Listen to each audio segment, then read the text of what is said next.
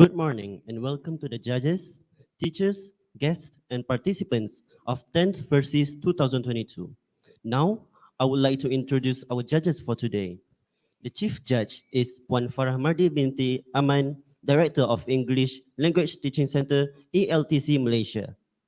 The second judge is Miss Raja Mohana, anak perempuan Raja Gopal from College Islam Sultan Alam Shah. The third judge is Miss Adila binti Ahmad from Sekolah Menengah Sultan Abdul Halim. And I, Muhammad Imam Zakwan from Sekolah Berasrama Penuh Integrasi Gombak, Intergom, while the timekeepers Muhammad Ashraf Zikri bin Aizan Nizam and Muhammad Saiful Nizam bin Muhammad Tauhid are from Sekolah Dato' Abdul Razak Seda. Now, allow me to read the rules. Each team should consist of presenters and a technical assistant. The presentation must focus on a sub-theme assigned to the team. The duration of the presentation should not be more than 10 minutes. I repeat, should not be more than 10 minutes. The bell will be rung once at the 9th minute and twice at the 10th minute. A question and answer Q&A session will be conducted after each presentation. Now, I would like to invite from the first team, Sekolah Menengah Sains Tapah to present.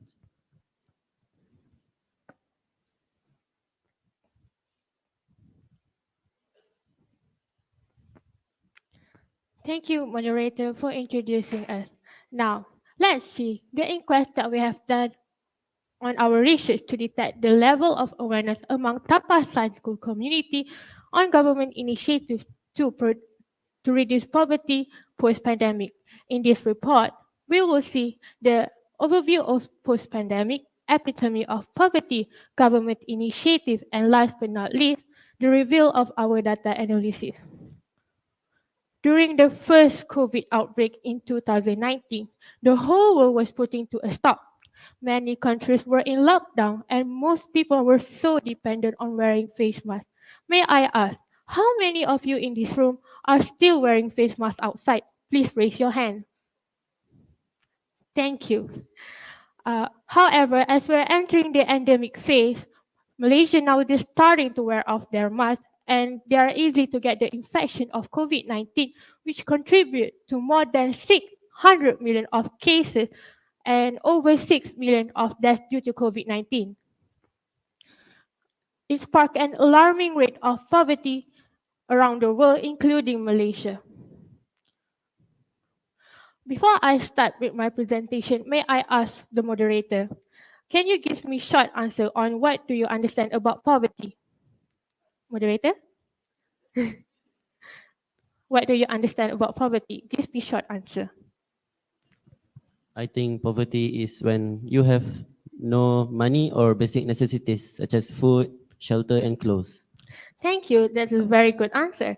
And to add on, most of our respondents agree that poverty can be defined as the state of being very, very poor, lacking basic needs, and are mostly homeless, lurking around to find a place to stay. Most of them also wears garments that can't even be called clothes. Take a look on the screen. This is the statistic of poverty around Malaysia in 2020. Sabah has the highest number of people in the shackles of poverty, while here in the Negeri Sembilan, the number of poverty back then was 6.5%, being in the middle of the chart. Since 2016, more than 4 years of struggle to reduce the poverty rate down until 5.6% has been demolished by the pandemic. In fact, the number in 2020 skyrocketed rapidly and it clearly beat the number of poverty that we had back then in 2016. Pandemic has caused shutdown of one of the most important sectors in our country, which is economy.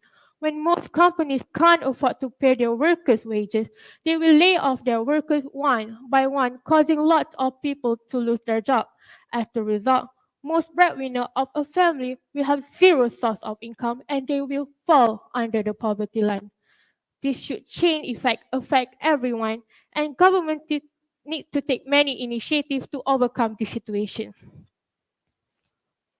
Government action always speaks louder than words. You will find many plans and strategies that were conducted by the government to cater everyone who are affected by the pandemic. One of the government initiatives is called strategic plan to empower people and economy called Permakasa. Permakasa itself consists of 5 big focus, and we would like to talk about the fourth focus, which is to continue preserving the welfare of the people, especially those who are still affected. As example, more than 20 million budget for people with disabilities and senior citizen entrepreneurship program, including pastries and handmade products. Next, the Bantuan Prihatin Rakyat that offer one-off cash aid for less privileged households, such as 500 ringgit for B40 household which lost their job and additional 500 ringgit for those eligible recipients earning 1,000 ringgit and below. Other than that, MyStep is a short-term employment program for people who lost their job. Due to the pandemic, MyStep offered 80,000 contract jobs in public sector and government-linked companies. For example, my mom, which is a deaf, also works with MyStep for over than 8 months right now.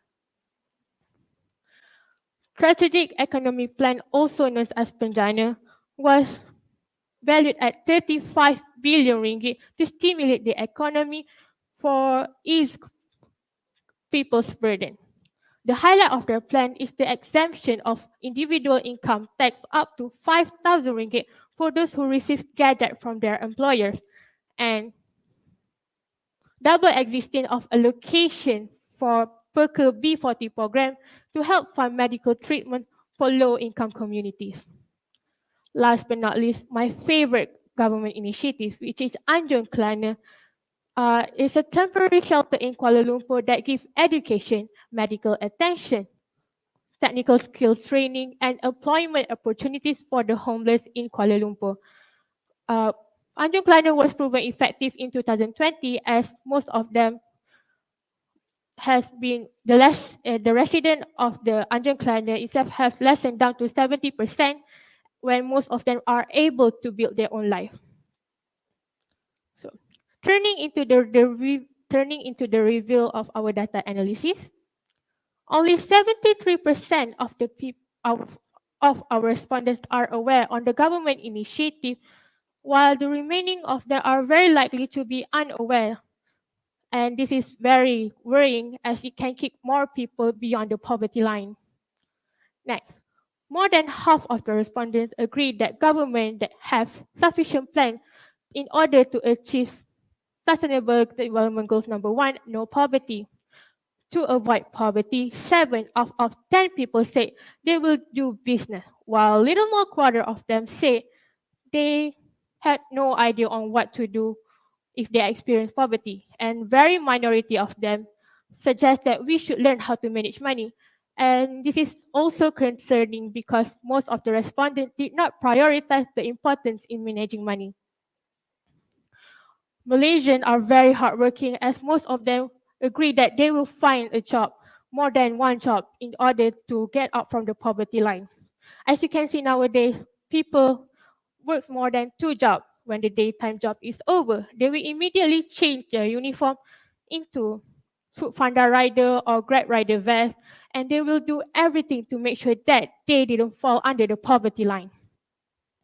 As you can see on the screen, the picture clearly shows an old woman holding her white flag up, which symbolized the white flag movement that was a highlight during the MCO.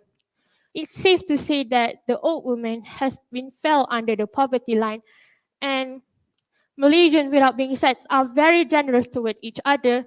Then, sorry, and there's even some people who actually seek for the white flag in order to give them aids. The ratio of 6 to 10 people agrees that government has fairly distributed all of their aid to all levels of ages. To conclude, sorry,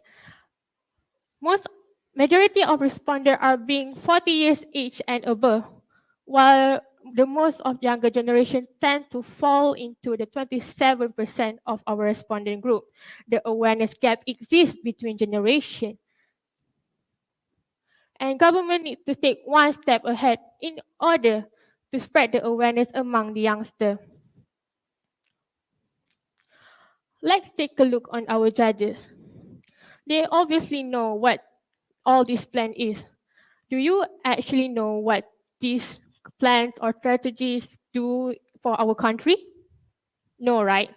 So do I. I actually didn't know until this day that I will present to you about government's initiative.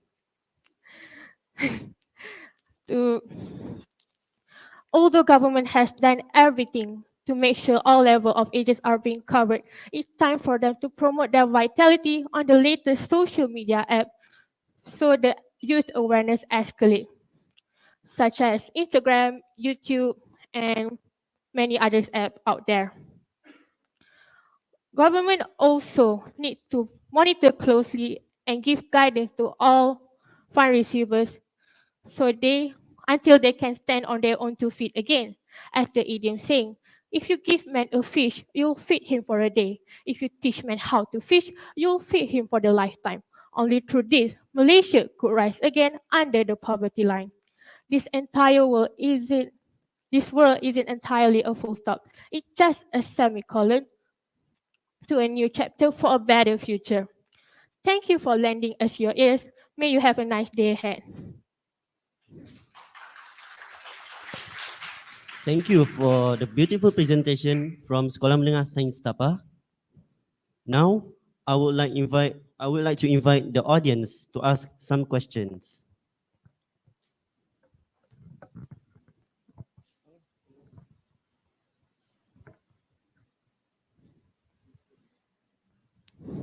Hello, my name is Ahmad Najim Afifi bin Ahmad Yusri. I am from SPP Integrasi Gombak. So my question is, who is the sample in this study? Who? May you repeat your question? Who is the sample in this study? This Sample. sample or is this study? Ah, do you mean like who did the research or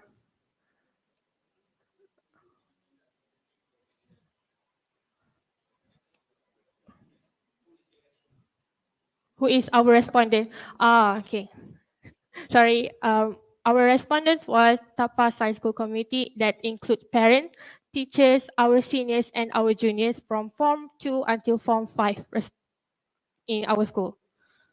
Okay.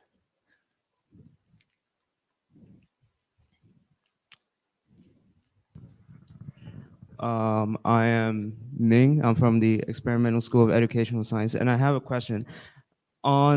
There was a slide where you talked about what to do if you fall under the poverty line, and you said that we have to find a job no matter what.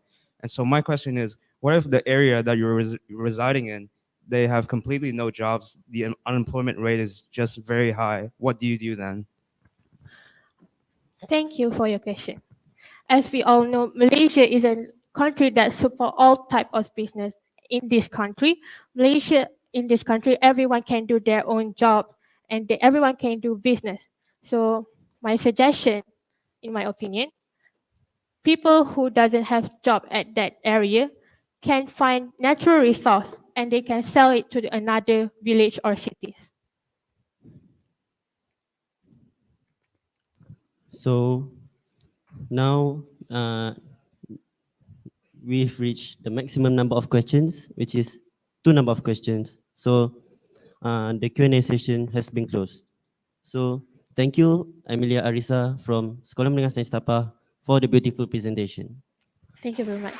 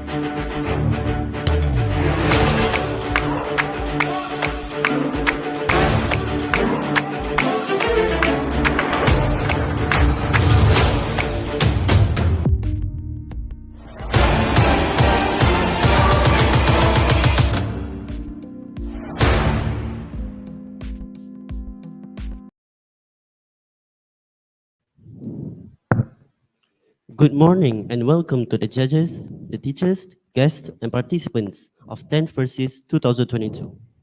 Now, I would like to introduce our judges for today. The chief judge is Puan Farah Mardia binti Aman, Director of English Language Teaching Center, ALTC Malaysia. The second judge is Miss Raja Mohana, anak perempuan Raja Gopal from College Islam Sultan Alam Shah. And the third judge is Miss Adilah binti Ahmad from Sekolah Menengah Sultan Abdul Halim. And I, Muhammad Imam Zakwan from Sekolah Berasrama Penuh Integrasi Gombak, while the timekeepers Muhammad Ashraf Zikri bin Aizan Nizam and Muhammad Saiful Nazmi bin Muhammad Tauhid are from Sekolah Dato' Abdul Razak. Now, allow me to read the rules. Each team should consist of presenters and a technical assistant. The presentation must focus on the sub-team assigned to the team. The duration of the presentation should not be more than 10 minutes. I repeat, should not be more than 10 minutes. The bell will be rung once at the 9th minute and twice at the 10th minute. A question and answer Q&A session will be conducted after each presentation. Now, let's hear from the first team, Sekolah Menengah Sains Bagan Dato, to present.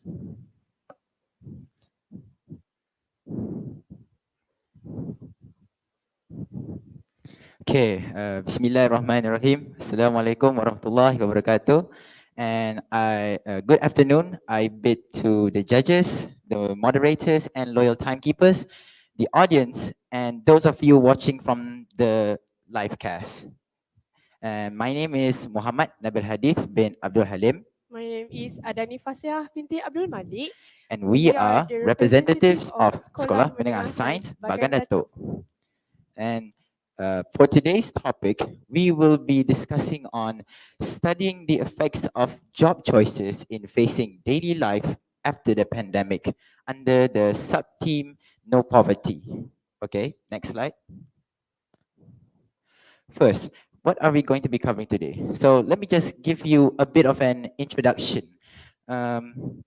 So we all know that the COVID-19 pandemic has caused severe damage to us individually, the country in a lot of aspects. It can be through our culture, economy, our relationships with others, and grades. Students must relate, of course.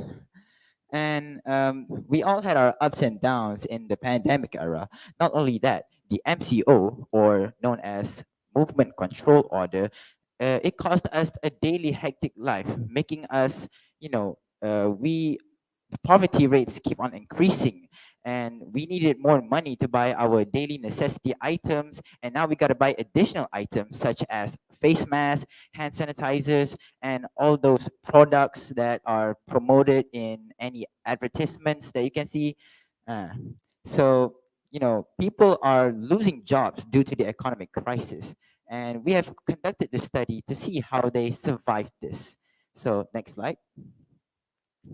And these are a few of our agendas for today. First, we study the effects of the pandemic towards the economy, okay? And identifying a few solutions to counter poverty in Malaysia. We also would like to determine which communities were affected the most. If you didn't know, in Malaysia, we have 3 categories that are classified by the government based on their salary. So we have B40, which is bottom 40%. We have M40, medium 40%, and T20, which is the highest paying people. T20, top 20%. And we have also conducted a study and asked our respondents the initiatives taken by people to help them recover financially. Okay, we are talking financial wise. So let's see to that. Next. First, let us ask ourselves, what is poverty in Malaysia? Poverty in the Malaysia is the state of being inferior in quality or insufficient in amount. In this case, we are talking about poverty, so it includes money, economy, likewise. And due to the movement control order, it has limited our ability to make funds and support our, expenses. We usually go shopping for hours on end. But when the pandemic hit, we decide we need to go on a tight budget, if we're affected economically. Even though it has limited our ways to find funds and jobs, but it hasn't limited our thinking. You see that? Our brains are capable of many great things. So, which is why I stated here that it hasn't limited our thinking in finding solutions to our problems. Okay, and our research shows a few people's initiatives to overcome the economic crisis. Yes. Okay. Next. And for our methodology, let me just intro you on what research methodology is. It is basically specific procedures or techniques used to identify, select, process, and analyze information about a topic that consists of the qualitative and quantitative. Okay? Okay, stay with me now. The researchers conducted the study by adopting the qualitative method. Okay, and let me intro you. Okay, these are our findings. We have created a Google form to gather information about our topic today. And yeah, we have picked a few individuals' response to give us some intel on how that works. Okay, so these are our findings. Next. So let me just introduce you to 8 of our respondents. We have them here. They range from teachers, engineers, managers, military personnel even. Yeah, so take a good look. Okay, next. So these are one of the questions we asked. The respondents were asked whether their current job could support them financially.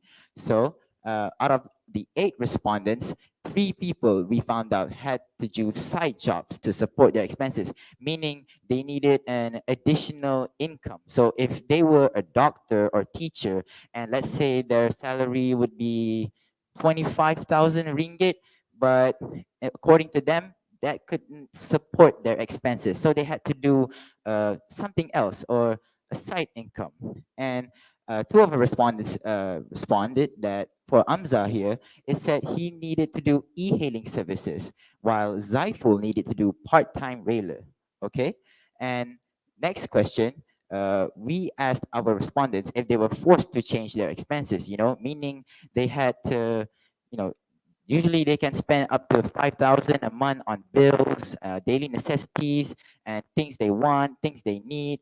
But since the pandemic hit, 3 of these individuals needed to change their expenses. Okay, so for 5,000 ringgit, it dropped to 2,000 ringgit, for example, of course. And next question, we also asked them if they had to stick on a tight budget during the pandemic. 4 out of 8 respondents agreed that they needed to stick on a tight budget. We can see the graphs here. Okay, take a good look. And okay, next. We also asked our respondents how well they are doing financially now on a scale of 1 to 5. And as you can see here, 3 people answered 3, which is, they're not very poor, not very rich. They're in a good spot. And 5 people answered 4, which means they are on their way to a pretty comfortable life. Okay, next. And we also asked them opinions on Malaysia's poverty. First, we asked, do politicians play a crucial role in decreasing poverty rate in Malaysia? And a majority of them answered no, they did not play a huge part in decreasing poverty. And we asked them why. Why? Because the current government is only thinking of how to retain power. Not to get political, but these are our respondents' answers. And they also said they keep on increasing in rates of interest, tax. Since the inflation hit, prices of daily necessity items have been rising up, always increasing. I mean, look at the price of cooking oil nowadays. And we also asked them, does the government provide enough help to decrease the poverty in Malaysia? And obviously, the majority of them answered no, they did not help in decreasing, they did not give enough help to decreasing the poverty rate in Malaysia. But the remaining percentage, which is, it said here, 12.5%, it says that they do help, they do deliver their best in, trying to increase, trying to counter the poverty rates by the BKM program, which is Bantuan Keluarga Malaysia, and some policy that increased government workers' salary.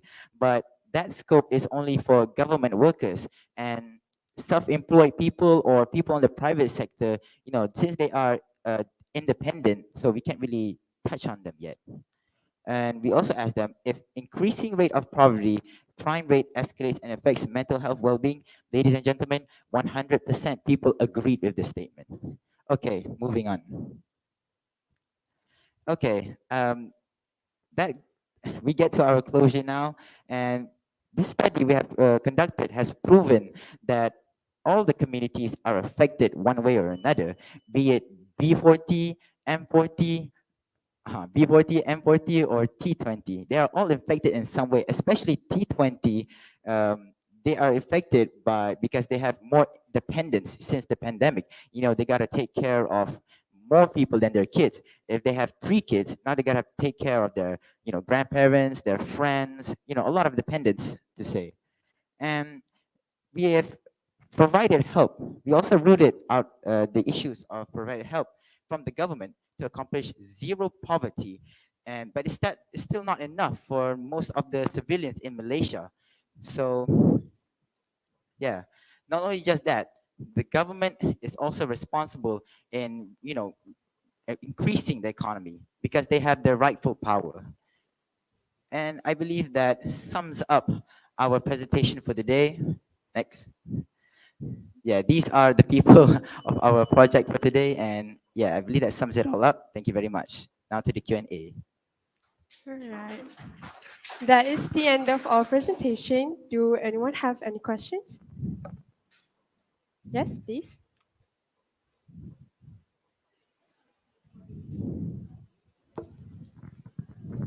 Hi, my Hi. name is Haris Danish from Sekolah Dato Abdul Razak. So my question is, what should the government do in order to fix the economy? Okay. Thank you. Oh, thank you. For that question, in my opinion, my suggestion is government have to limit each family members in a family depending on their economic status. As example, a T20 family should have like they can have how much kids they want. However, B40 should limit their family members. Why? Because as example, you're a B40 person, you're working um, as a waiter at the restaurants, but you have 5 kids at home. You have to support them financially by their school supply, their school fees, their clothes. So this is why I suggest government should do a course for those who are married to limit their family members in a family depending on their economic status. Does that answer your question? Okay. Okay, good. Another question? Any more questions?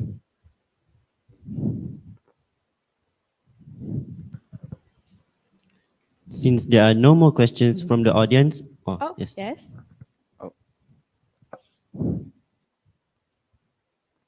This. Uh, s- Good evening. Good Good evening. morning. Sorry. My name is Itar Maxwell and I am from Sains Sabah. On your survey, you mentioned about e-hailing. Is it correct? Yes. So my question is, e-hailing doesn't exist in rural area.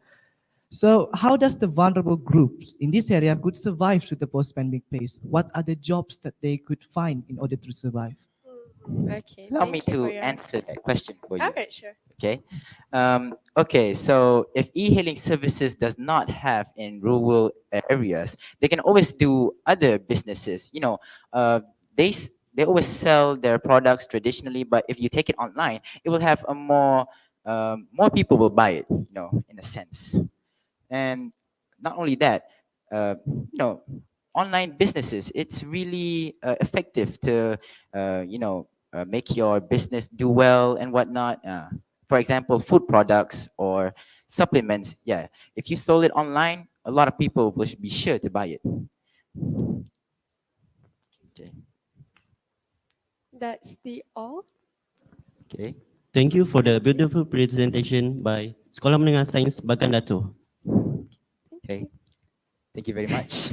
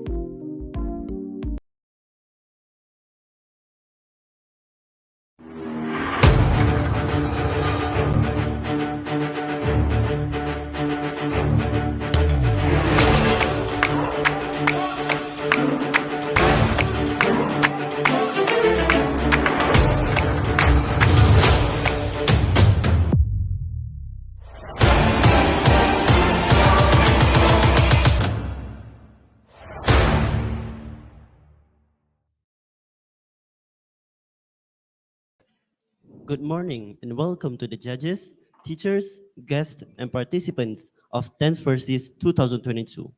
Now, I would like to introduce our judges for today. The chief judge is Puan Farah Mardia binti Aman, Director of English Language Teaching Center, ELTC Malaysia. The second judge is Ms. Raja Mohana, anak perempuan Raja Gopal from College Islam Sultan Alam Shah. And the third judge is Ms. Adila binti Ahmad from Sekolah Menengah Sultan Abdul Halim. And I, Muhammad Imam Zakwan from Sekolah Berasrama Penuh Integrasi Gombak, while the timekeepers Muhammad Ashraf Zikri bin Aizan Nizam and Muhammad Saiful Nazmi bin Muhammad Tauhid are from Sekolah Dato' Abdul Razak. Now, let me read the rules. Each team should consist of presenters and a technical assistant. The presentation must focus on the sub-team assigned to the team. The duration of the presentation should not be more than 10 minutes. I repeat, should not be more than 10 minutes.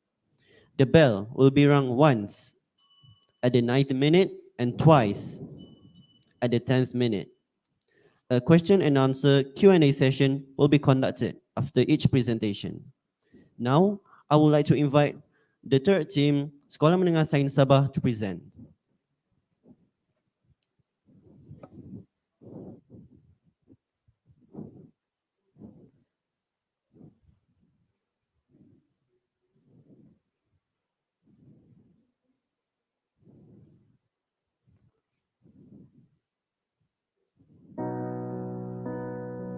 If you're hesitant to hop on a plane these days, you are not alone.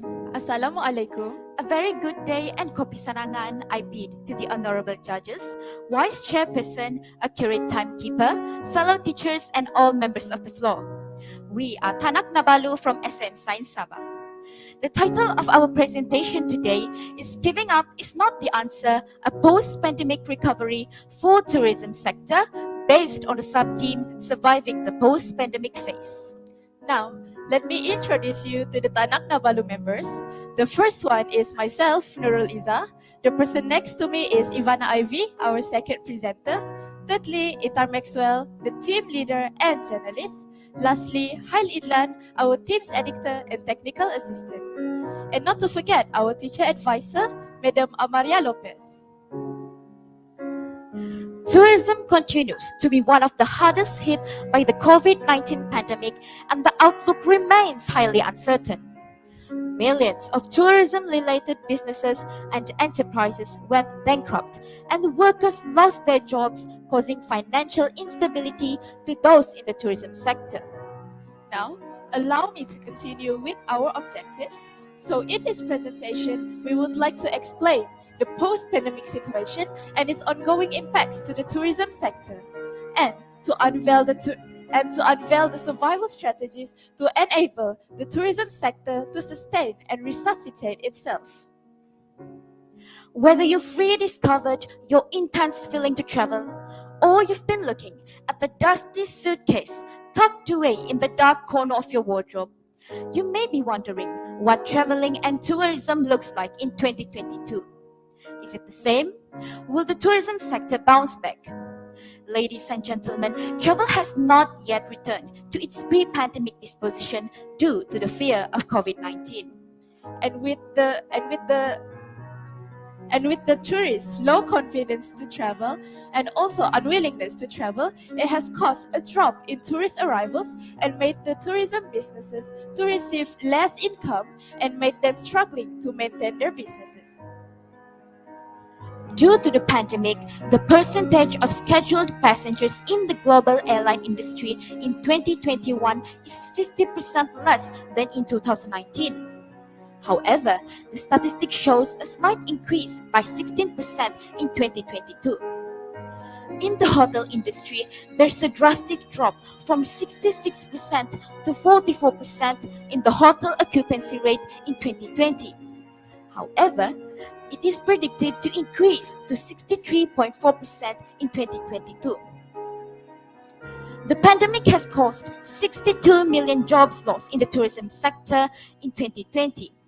However, 18.2 million jobs were recovered in 2021. New research published by the World Institute of Development of Economics Research warns that the pandemic could increase global poverty by as much as 500 million of people, or 8% of the total human population. For now, let us watch the video of our field research to see the impacts of tourism sector of the COVID-19 pandemic to the tourism sector, specifically in Sabah.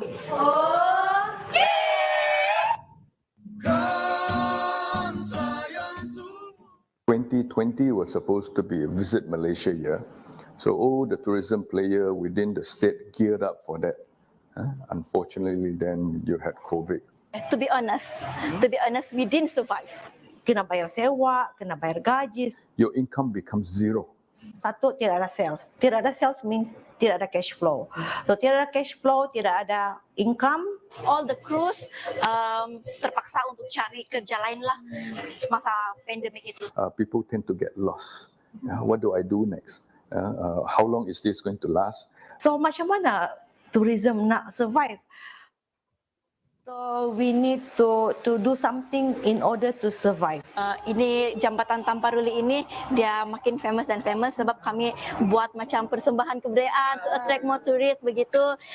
We change our business. We do a private. Kami juga berusaha untuk upgrade tempat ini. Kami minta pertolongan dari badan kerajaan. Untuk tolong kami buat facility macam pondok. Dulu kami tidak pondok, just the bus stop. Now that post-pandemic, we have increased the frequency of posting. We are doing it on Facebook, on Instagram, at least once a week now. The pandemic change people punya acceptance towards technology. So Rumah Terbalik, for that sense, quite fortunate. We have in fact hit the pre-pandemic level already. 3, 4. Pak pak kang kumdo sumun suido jambatan. Okay. Ladies and gentlemen, let us have a look at the ways that can be done to ensure the survival of tourism sector in this post-pandemic phase in 3 different aspects: government support, advancement of technology, and social media. The government's effort in lifting up travel restrictions will help to restore confidence in traveling. International Air Transport Association, IATA, called for removing all travel barriers, including quarantine and testing, enabling quarantine-free travel for non-vaccinated travelers, removing travel bans, and also accelerating the easing of travel restrictions in recognition that travelers pose no greater risk for the COVID-19 spread. Ladies and gentlemen, we could also reduce the tourist worries by implementing the Safe Travel Stamp. The Safe Travel Stamp allows travelers and tourism stakeholders to recognize the destination's authorities and companies all around the world that have implemented their health and hygiene protocols that are aligned with the WTTC's Global Safe Travels protocols. Now let's look at the government's initiatives to help the tourism businesses. In the 2022 budget, the government has announced the granting of special assistance to more than 20,000 tourism businesses under the Ministry of Tourism, Arts and Culture with an allocation of 85 million ringgit. And recently, in the 2023 budget, the government has provided 200 million ringgit for the recovery of tourism businesses, and another 90 million ringgit for tourism programs such as Gamelan to promote the tourism sector in Malaysia, targeting an arrival of more than 15 million foreign tourists in 2023. Ladies and gentlemen, technology offers various tools to help make our task easier. The augmented reality AR has experienced a breakthrough over the past few years and has emerged as a useful tool for businesses and marketers, including the tourism sector. AR allows them to alter the way customers perceive their surroundings, as they are often selling experiences or physical environments. AR enables tourism businesses to enhance the physical environments. This is to attract customers to visit, including local sites or hotel rooms. Another example how technology can boost the tourism sector is through the usage of robots. These modern robots are programmed to perform specific tasks with high precision using artificial intelligence. The Kinon W3 hotel robot is also operating now in Malaysia. With the intelligent robot management background, it can complete various services and even improve operational efficiency. Ladies and gentlemen, did you know that most people tend to check their social media up to 63 times per day? Based on a survey we have conducted, out of 100 respondents, 91% of them have seen tourism-related businesses promoting their business on social media platforms. And another 62% of them stated that they have been to tourist destinations they saw on social media. A TikTok influencer, Huzaid Haris, visited Sabah and made multiple contents about his vacation there. The videos had reached high numbers in views, likes, and also comments. As a result, the number of customers at the homestay he stayed in Kundasang have increased. Ladies and gentlemen, In our research, we can conclude that the tourism sector has been severely impacted by the pandemic. The response from the business community has been a mixture of hope and anxiety. Challenges may occur in the future. Even so, light can be found even in the darkest of time. With the government's support and efforts, the advancement of technology, and the power of social media, we hope to see the survival of the tourism sector, which in turn contributes to the development of a country. Thus, we must keep on striving forward because giving up is not the answer. Until we meet again, Thank you. Ponsiko. Assalamualaikum.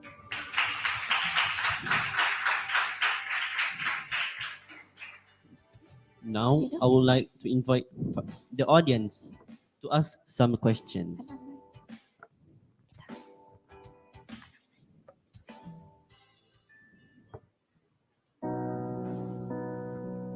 Hello and good morning. My name is Emilia Arisa from SM Science Tapa.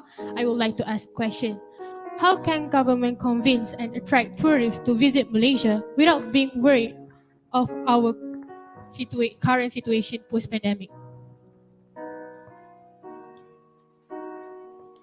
Can you please repeat the question? Okay, sorry. How can government convince and attract tourists to visit Malaysia without being worried of our current situation post-pandemic? Thank you for that question. So what the government can do is actually by lifting up the travel restrictions. The government can't lift up the travel restrictions easily because first they have to ask permission or approval from the WHO, that is the Health Organization. So first, before giving the permission to the government, they have to look at the situation, the current situation at the destination first, to see whether the risk of getting COVID-19 at that place are low or high. So if it is low, then they can give the permission for them to lift up the travel restrictions. So the confidence of the tourists can be boosted because the WHO have already confirmed that the risk of getting COVID-19 at that place is low. So I hope that answers your question. Yes. Is there any other questions?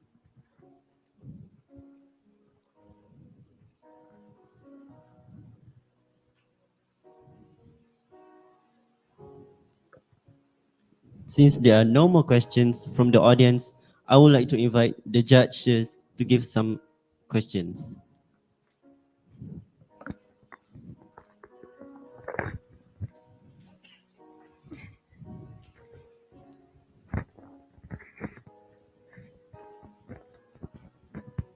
All right. Okay. How much time do you spend on doing the interview?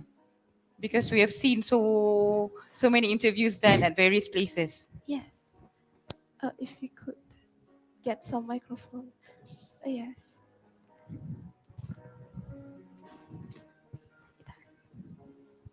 This. Thank you so much for that question, Judge Sri. Yes. We do our interviews for like 2 days. We interview 6 different places, specifically in the district of Tuaran. We go to Jambatan Tamparuli, Chantek, Borneo, which they sell printed textile. Previously, they are an exhibition, minifigure dolls, Barbie dolls, exhibit their traditional costume. And the next one is Taman Buaya. We also went to Rumah Terbalik and Sabandar Koboy Town. So all of this we do in 2 days.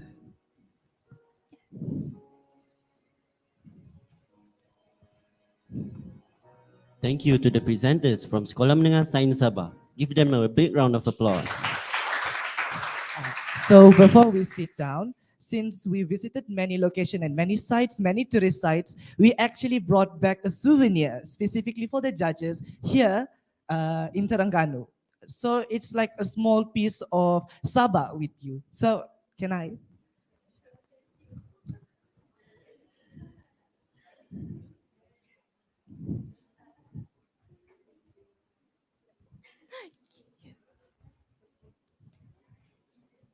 Okay. So I guess that's all about us. Thank you for watching.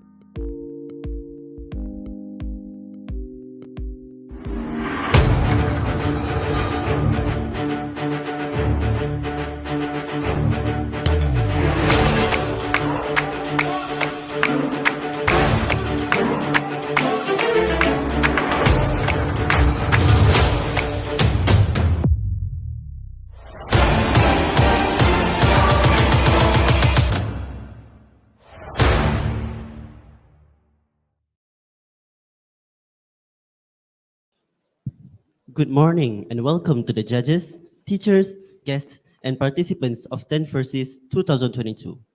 Now, I would like to introduce our judges for today. The Chief Judge is Puan Farahmardi binti Aman, the Director of English Language Teaching Center, ELTC Malaysia. The second judge is Ms. Raja Mohana, anak perempuan Raja Gopal from College Islam Sultan Alam Shah. And the third judge is Ms. Adillah binti Ahmad from Sekolah Menengah Sultan Abdul Halim. And I, Muhammad Imir Zakwan from Sekolah Berasrama Penuh Integrasi Gombak, while the timekeepers Muhammad Ashraf Zikri bin Aizan Nizam and Muhammad Siful Nazmi bin Muhammad Tauhid are from Sekolah Dato Abdul Razak. Now, allow me to read the rules. Each team should consist of presenters and a technical assistant. The presentation must focus on a sub-theme assigned to the team.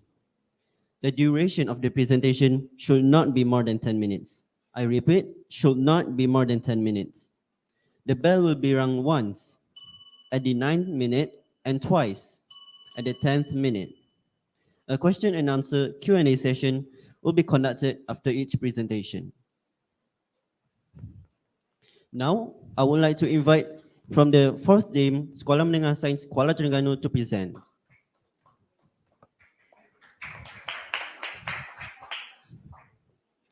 Thank you, moderator. Assalamualaikum and a very good morning to the honorable judges, timekeeper, teachers, and members of the floor. My name is Nitnur Balkis and this is my friend Sumaya. We are the representative from Sekolah Menengah Sains College Terengganu, and our topic is surviving the post-pandemic phase for the poor and the vulnerable.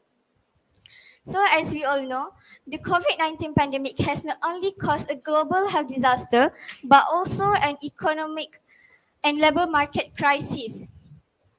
Many countries around the world have implemented lockdown measures to slow down the spread of COVID-19, but this has come at the expense of the economic growth. Malaysia has also implemented 4 phases of movement control order, started on 18 March, followed by CMCO and RMCO. The transition to endemic phase was finally implemented on 1st April 2022. So now our presentation will then focus on 3 specifications, which is spec 1, how MCO has affected Malaysian economy. The second spec is jobs in demand during and after the pandemic. And the spec 3 is the government and NGOs action to counter job loss and poverty after MCO. So first we will look at the economic effects of MCO in Malaysia. COVID-19 has exposed the vulnerability of most industries, especially those that rely on tourism and air travel. So as you can see on the screen, the table is a summary of hotel bookings cancellations in a few states of Malaysia during MCO, with the highest in cosmopolitans like Kuala Lumpur and Pulau Pinang. This was mainly caused by many hotels face partial closure as their occupancy rates dropped to below 10% and their business were partially closed. Next, not only the hotel industry, aviation industry has affected as well.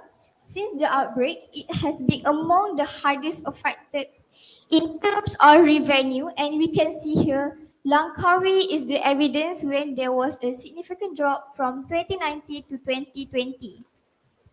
This was caused by travel restrictions and border closure that had resulted in weak passenger demand. Next, land and sea modes of transportations are also the affected sectors of economy in Malaysia, and in the case of tourism in Langkawi, ferry services have been reduced too. So the other effects of economy in Malaysia, Visit Malaysia 2020 campaign has been cancelled immediately as many tourism attractions and services and sites are closed starting from 18 March. This cancellation was to support the measure taken by the federal government to reduce the spread of COVID-19. Now let's move to the Malaysia unemployment rate in 2020. Due to the economy and labor market disturbances, Malaysia unemployment rate has increased up to 5.3% in May 2020, 2 months after the implementation of MCO. So this is considered as one of the highest jobless rates since 1998. In relation to this, based on the HRS report in Malaysia 2020, poor households, absolute and hardcore poverty had also increased from 2019 to 2020. So according to the ILO in 2020, lockdowns and related economic interruptions and other containment measures have had a quick significant impact on workers and also businesses. They face huge job losses and their business will partially close. So now we'll move on to the second spec, which is jobs in demand during and after pandemic. In order to survive during pandemic, not all people could stay silent at home without doing any economic activities to generate income for their families. Hence, during MCO, these jobs were chosen in order to earn money for survivors like warehouse workers and bakers, delivery drivers, and part-time and contract jobs. These jobs rotated in the tens of thousands to make supply in demand. So many people took up the job of a delivery man as a temporary or side income. Part-time and contract jobs have also increased, especially since the nation moved into the recovery MCO. However, these jobs in the yellow circles on the left side are jobs that had bloomed due to the need of e-commerce during lockdown and continue to be sought after even post-pandemic. So the jobs are sales or marketing managers, robotic or cybersecurity engineers, IT technicians, and information or security analysts. So e-commerce was the pushing factor to the need of to the increase of these jobs after pandemic as people had become accustomed to the activities in the post-COVID-19 contactless economy that help people maintain their standard of living or lifestyles while adapting to the new normal. So that's all for aspect 1 and aspect 2. I'll pass the session for aspect 3 to Sumaya. Thank you, Barkis. According to studies done by ILO in 2020 and 2021, the impact of the unprecedented COVID-19 crisis on the economy is many times bigger than in the impact of the 2008 global financial crisis. In other words, increasing the intensity of the lockdown will eventually result in an ever increase of the number of people losing their jobs. However, this is not exclusive for Malaysia. The number of people losing the job decreasing over time between July to December 2020 after the implementation of RMCO. The unemployment rate declined to 4.2% in January 2022 compared to 4.9% in January 2021 as the economy recovered from the coronavirus hit after the implementation of RMCO following a ramp up in COVID vaccination. The Malaysian government has responded very positively to many lockdown measures imposed to mitigate the severity of the economic disruption by introducing the package rancangan ekonomi perhatian rakyat in 2020 following with National Recovery Plan and Pemulih in 2021. Highlighted in the box are some of the direct financial aid given, such as the Bantuan Khas COVID and income loss assistance to help the affected individuals and families. This is an instant aid given once MCO phase 1 started until 2021. Non-government organization also took part in helping Malaysians during MCO. Some of the examples are on the screen, which covers school aids offered by Yayasan Bank Rakyat, SMEs, individuals, and also food premises. In line with the government's effort to help households and businesses that have been negatively impacted by the economic disruption, Zakat institution in Malaysia were also heavily involved since the beginning of the crisis. Since most of the zakat beneficiaries constitute the poor and destitute, the zakat funds had assisted them during the lockdown until now. Zakat distribution covers all 14 states, and from the statistic in 2020, at the start of MCO, Perlis Islamic Council and Malay Heritage covers the lowest distribution, which was 3.98 million ringgit, and the highest distribution was under Federal Territory Islamic Council and Center for Zakat Collection, which costed 34.41 million ringgit. All in all, the decision to move from pandemic to endemic has been carefully planned by our government, even though the recovery had been a bit slower among the poor and the vulnerable groups. The government had continued to deploy measures to protect the poor and the vulnerable groups. Coverage of government assistance increased to substantially to nearly 80% of households compared to 67% of households in June 2021. Although over half of households had regained their pre-pandemic income levels, those less educated workers, those running businesses, and the workers who were informally employed remain vulnerable to income losses. As of April 2022, it was reported by the Department of Statistics Malaysia that the short-term economy is expected to remain on a recovery path. The outlook is in line with the economic situation after the full reopening of international borders, which encourages more social and economic activities at full capacity. capacity. Hence, let us pray for a brighter future. Thank you.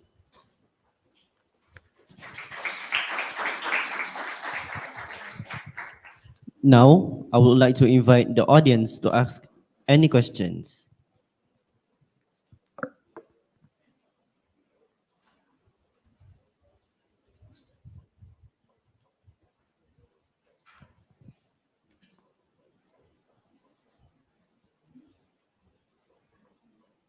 If there are no questions from the audience, now I would like to invite the judges to give any questions.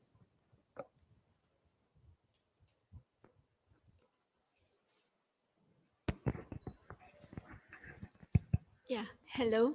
Hi. Okay, you're talking about the poor and vulnerable, yeah? Okay, at school level, yeah? How did you help your friend who actually faced this kind of a crisis at home?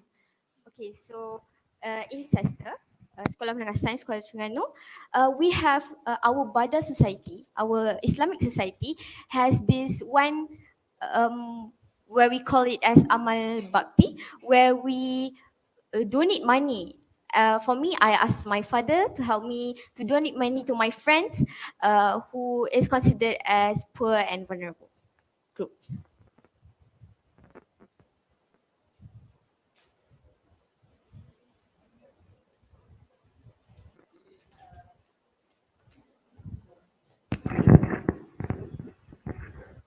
Okay, just wonder, didn't you do any sort of research on how the pandemic has impacted the community, your surrounding area, for example?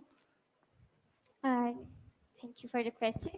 Yes, we interviewed the students in our school and do some research on online, such as Google Scholar, ResearchGate, and Google.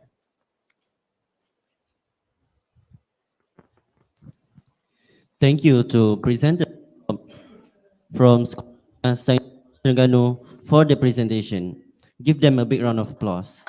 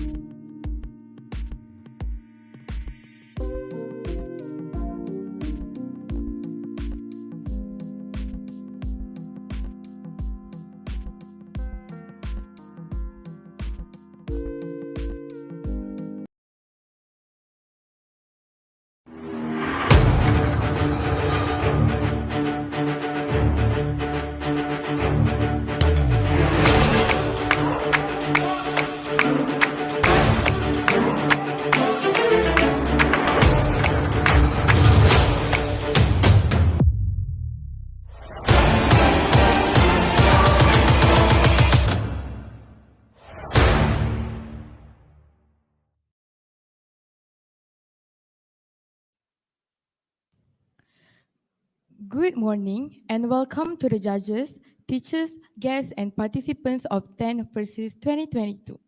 Now, let me introduce our judges today. The Chief Judge is Puan Farah Mardia binti Aman, Director of English Language Teaching Center, ELTC Malaysia. The second judge is Miss Raja Mohana, anak perempuan Raja Gopal from College Islam Sultan Alam Shah. The third judge is Miss Adila binti Ahmad from Sekolah Menengah Sultan Abdul Halim. And I, Nur Adrana Batrisya binti Rosli from Sekolah Menengah Sains Sultan Muhammad Jiwa, while the timekeepers, Muhammad Ashraf Zikri bin Aizan Nizam and Muhammad Saiful Nazmi bin Muhammad Tauhid are from Sekolah Dato' Abdul Razak. Now, allow me to read the rules. Each team should consist of presenters and a technical assistant. The presentation must focus on the sub-theme assigned to the team. The duration of the presentation should not be more than 10 minutes.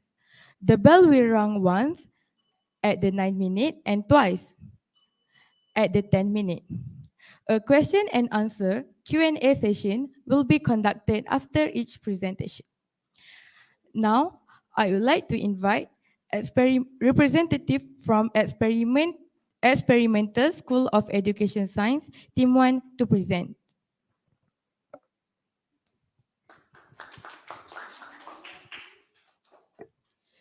Good day, all judges, teachers, and friends. First of all, I'd like to thank you all for coming here today. We are a group from Vietnam, and we come from the Experimental School of Science and Education Vietnam. These are all my teammates, and he's standing over there. Today, we'd like to talk to you about a topic that is called... Next slide, please. As you can see on the screen here today, the topic is status and policies, or strategies for post-COVID-19 survival in developing countries. Our presentation is divided in three main parts. First, we'd like to define the concept of poverty, which is related to the COVID-19 pandemic. Next, we will talk about the current state of the world and some typical problems that developing countries have to suffer. And finally, we'd like to talk about how our own country, Vietnam, has been dealing with our current state. Let me start with defining the concept of poverty. Poverty is defined as earning less than 1.9 USD a day, according to the World Bank. But poverty isn't just about a lack of money. It's about a lack of access to all sorts of things that many of us consider essential to life.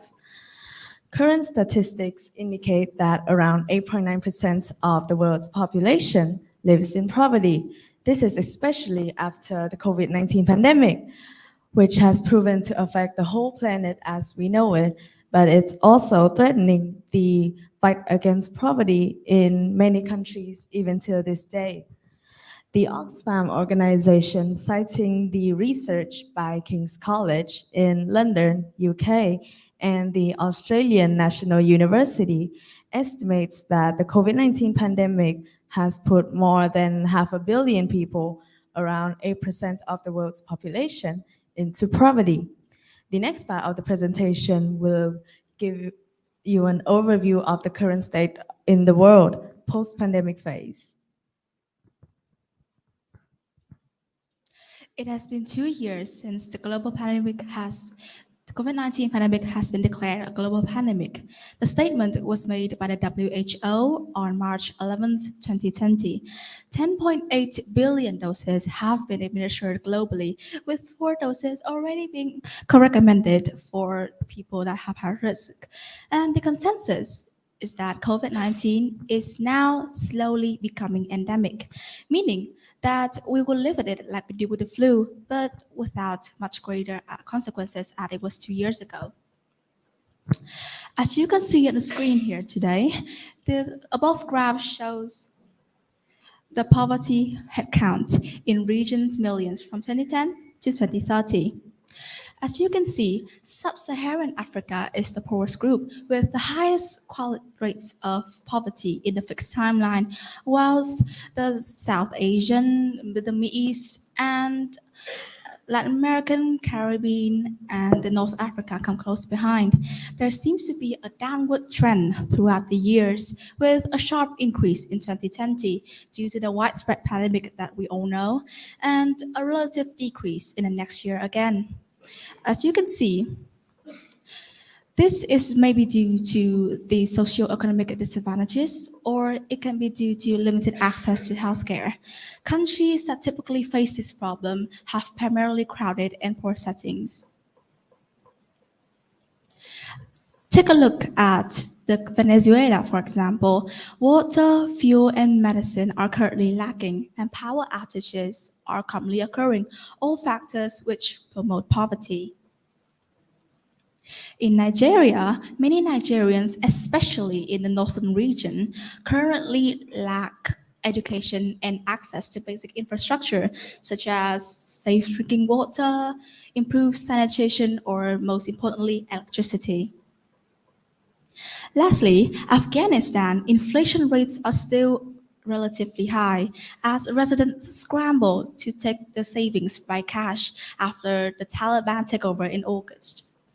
Well, these are the countries that we have made represented to make an example of how our world has been dealing with post-pandemic phase. However, one thing we would like to go into more detail is Vietnam, our own country. Okay, so you have just heard about three countries, which is Venezuela, Nigeria, Afghanistan, and these are all countries which has been heavily affected by the COVID-19 pandemic. Now, our country, Vietnam, has also been a country which has heavily been affected by COVID-19. But we can now safely say that we have entered one of the most positive period since the COVID-19 pandemic has transitioned into an endemic state, which means that no one really uses face masks anymore, and vaccination rates are very high at this point. So this means that the next step in our strategy is to focus on the recovery of the economy. And we are focusing for this year to have a GDP growth of 6% to 6.5% in the remainder of 2022. Now, next, throughout the whole COVID-19 outbreak, the government, the Vietnamese government, we have applied many policies related. The first of which is the cutting of the value-added tax rate from 10% to 8%. In case anyone doesn't know, this is just a kind of sales tax that you can see on your cash receipt when you buy things at the grocery store. And the second policy is the application of the open door movement or the policy. This is basically when there's little to no taxations through border controls and custom controls related to imports and exports in foreign countries. Yeah. And not only this, we have two international policies. First of which is the Regional Comprehensive Economic Partnership, as well as the entry into the EU-Vietnam Free Trade Agreement in 2020. And these two policies related to international organizations, they have helped our country move past this endemic state. The next of which is two policies, again, but now it's more related to government incentives given to the poor people of Vietnam. The first of which is 970 million US dollars were given to more than 24 million workers, both employers and employees affected by the pandemic. The second of which is, we will now move on to two noticeable timelines related to our government politics. The first of which is in November 2021, our Prime Minister, Phạm Minh Chính, has visited the country France, thereby furthering the two countries' bilateral relations, as well as demonstrating France's commitment to investment and enhancing our economic infrastructure. Yeah. We also have two social organizations which has made many contributions during the COVID-19 timeline. The first of which is the Vietnam Fatherland Front. This organization has raised donations, allocated funds, as well as presented many aid packages to the many disadvantaged people of the Vietnam. The second group is the Vietnam Bank for Social Policies. This group has mobilized capital for the poor, kept track of the epidemic situation, as well as reschedule and extend many debt payments. So I've just told you about the many social policies, and now we would like to give you a more brief overview of what's next for our country. For Vietnam, we have been doing everything in our power to fight against poverty. Hunger eradication and poverty reduction have always been a goal and an achievement to make our society a better place. Every organization, big or small, is giving a hand to help reduce poverty. For example, we have a lot of charity shows such as You Deserve It, Wish on Saturday, and many more. These shows are where participants play not only for themselves, but also for others. As for our school, we organize charity activities annually. This year, we have participated in a charity journey called Help Students Go to School from August 18th to 21st. The old shirts and pants left behind by primary students, unclaimed for many years, have been carefully washed, folded, and packaged into valuable gifts at the beginning of the year for children in high difficulty areas. Moreover, we also give them a scholarship with a total value of 20 million VND. Coming to the end of our presentation, we'd like to clarify once more that the responsibility to improve the current situation is not only the society's responsibility, but also for the people's and the governments. Thank you all for listening, and thank you for being here.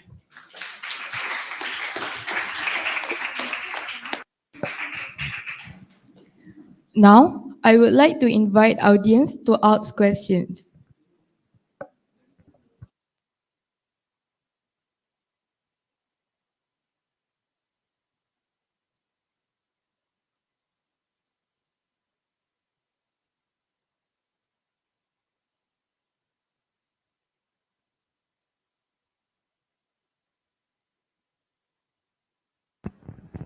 Thank you. Good morning. I'm Adani Fasih Hamid Abdul Malik from Sekolah Menengah Sains Sebagan Dato' Perak. My question is, personally, are those programs that are provided by the Vietnamese government works to the citizens? If so, how long does it take to recover the economic statistic fully? Thank you.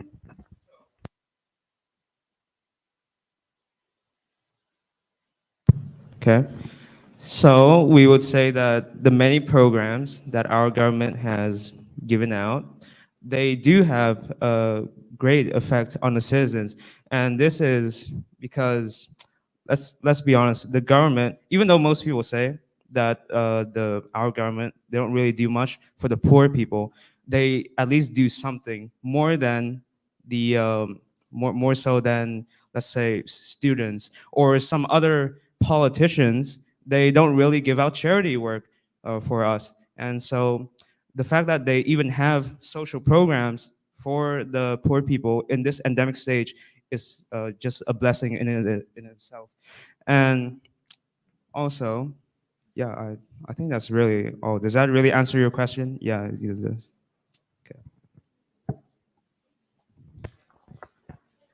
So thank you so much for that amazing presentation. My name is Itar Maxwell from SM Science Sabah. My question is, how do you define rural poverty and urban poverty in Vietnam? You are asking us to tell the difference between rural poverty and urban poverty. Yes, Is that and so? how do you define it? And how do we define the concept of the Yes. difference? Thank you. Well, in our opinion, we claim that rural poverty and urban poverty bear a really great difference to each other because you see, to the difference of the infrastructure, the facilities, the people, the help of the government, and the distance, it all contributes a great impact on how do we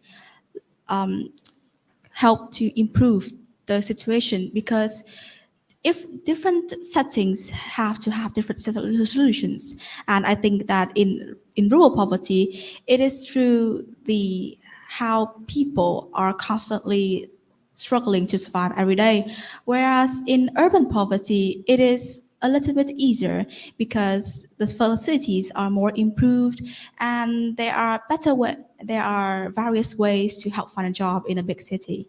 Thank you for your question. Thank you for the interesting presentation. Please give them a round of applause. I would also like to thank you to all judges for your time.